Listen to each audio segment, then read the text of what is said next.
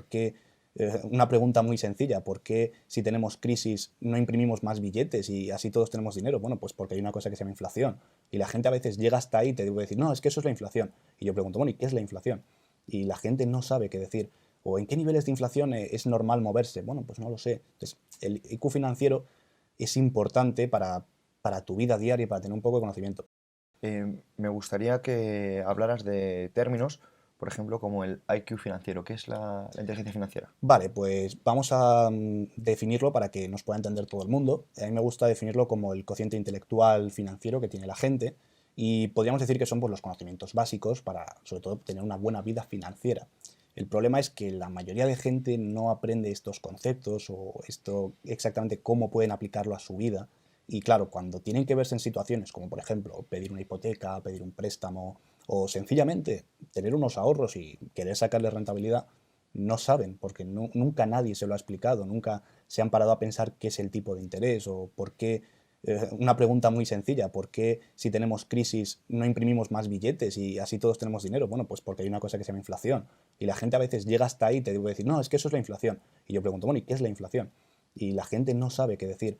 ¿O en qué niveles de inflación es normal moverse? Bueno, pues no lo sé. Entonces, el IQ financiero es importante para tu vida diaria y para tener un poco de conocimiento. Pero también es verdad que hay una tendencia hoy en día a asociar IQ financiero, libertad financiera, a esos típicos vídeos o esos típicos cursos que lo que hacen es decirte, oye, haz mi curso o mírate este vídeo que te vas a hacer millonario, vas a alcanzar la libertad financiera. Con lo cual, son términos que, por desgracia, están un poquito prostituidos, como es el caso, por ejemplo, de ser emprendedor o el ser influencer, como bien tú sabrás. Interesante, Nacho. Eh, Hay conceptos como se supone que son, no sé si tú consideras que son básicos, como por ejemplo un activo, un pasivo, que muchas Sí. veces personas no los conocen y me gustaría saber si esto es algo que a lo mejor debería enseñarse en los colegios. Sí, por supuesto.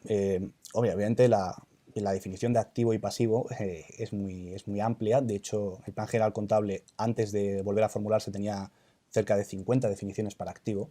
Y hay que diferenciar lo que es un activo y un pasivo o el patrimonio neto dentro de la contabilidad, que son cosas muy diferentes, a lo que puede ser en nuestro día a día y en nuestra vida. Si esto debería enseñarse en los colegios, sí, sin ninguna duda. Pero porque muchísima gente me ha comentado, y yo estoy de acuerdo, en que en los colegios nunca se ha enseñado, por ejemplo, qué es una hipoteca.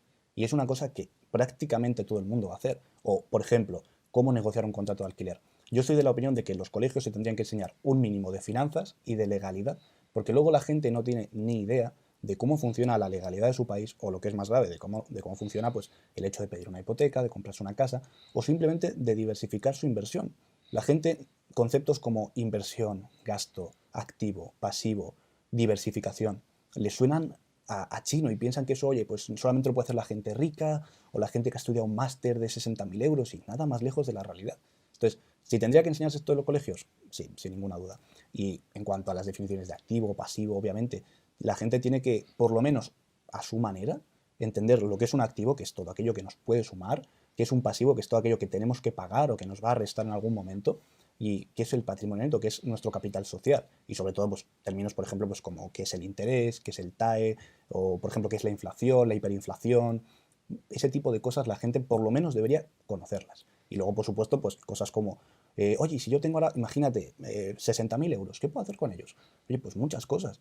Y yo te diría, Pedro, pues no los dejes en tu casa porque estás perdiendo dinero. Y hay mucha gente que eso no lo entiende. Dice, no, no, si yo mañana voy al cajón y están los 60.000 euros. Ya, pero hay una cosa que se llama inflación. Ese dinero vale menos que hace un año. Entonces tú tienes que aprender y decir, ah, bueno, mira, hay vehículos de inversión. Claro, hay muchísimos. Entonces puedo meterlo en un banco, puedo meterlo en un fondo, puedo meterlo a capital fijo, a lo que yo quiera. Pero hay que aprender ese tipo de cosas, sin duda.